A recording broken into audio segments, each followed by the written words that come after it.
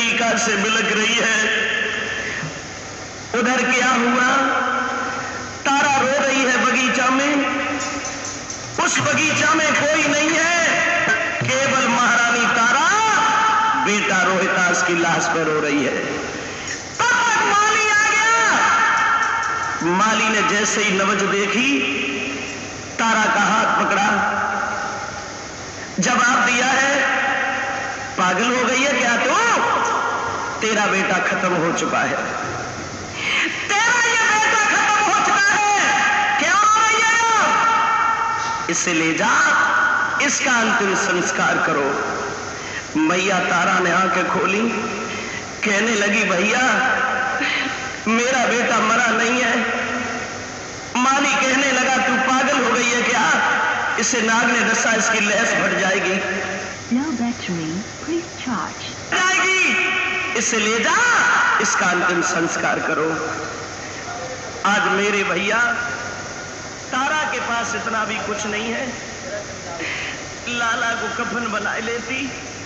मैया ने अपनी साड़ी उतारी, आधी साड़ी फाड़ के बेटा के ऊपर डाल दी।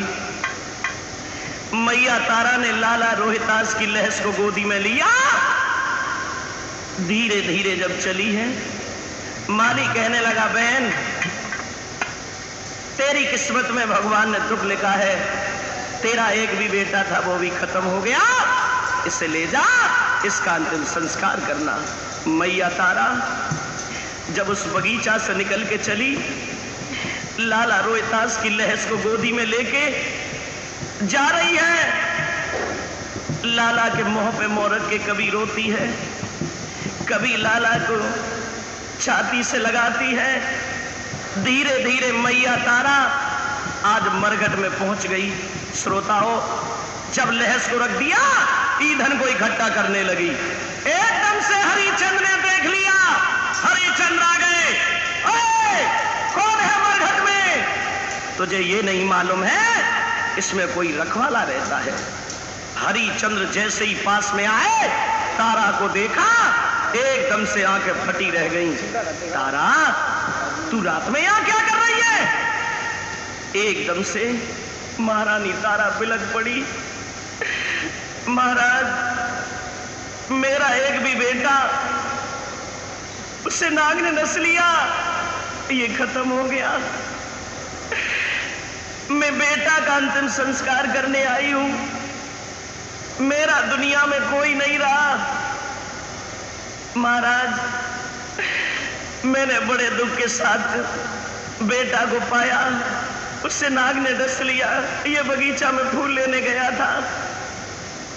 हरिचंद ने देखा रोहितास की लहस की तरफ, ये मालूम पड़ा हो भक्तों तुम्हारा आ गया हो। आज एकदम से हरिचंद्र, ये मालूम पड़ा हो तुम्हारा आ गया हो, लेकिन जैसे ही अपने कर्तव्य का ख्याल आया, कहने लगे, तारा होश में आ जा, पागल हो गई है, मेरे मालिक का हुक्म है, मुझे कर का टका चाहिए, उसके बाद ये लहर जलेगी। तारा रोने लगी, महाराज तुमने मुझे पहचाना नहीं,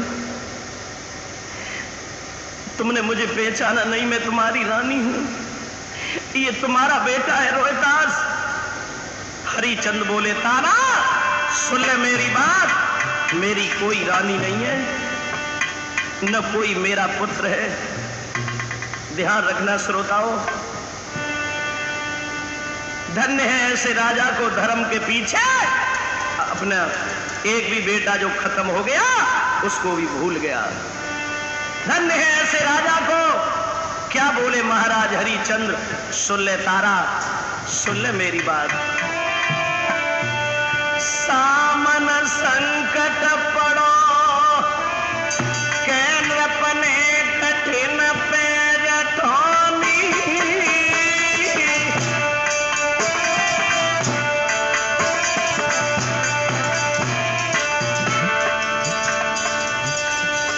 तारा जग का फल देव हटाई लाश को धर देव,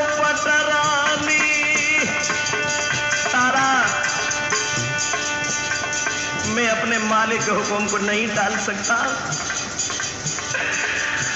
जको कफन देव हटाइला सकौन हृदय पटरानी।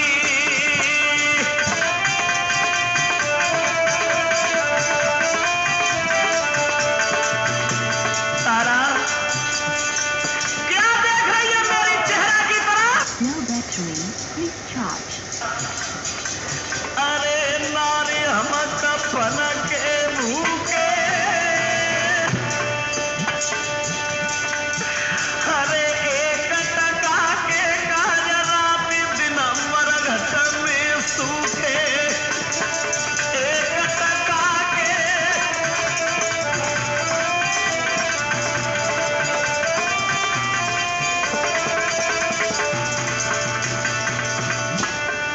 तारा ने जब ये सुना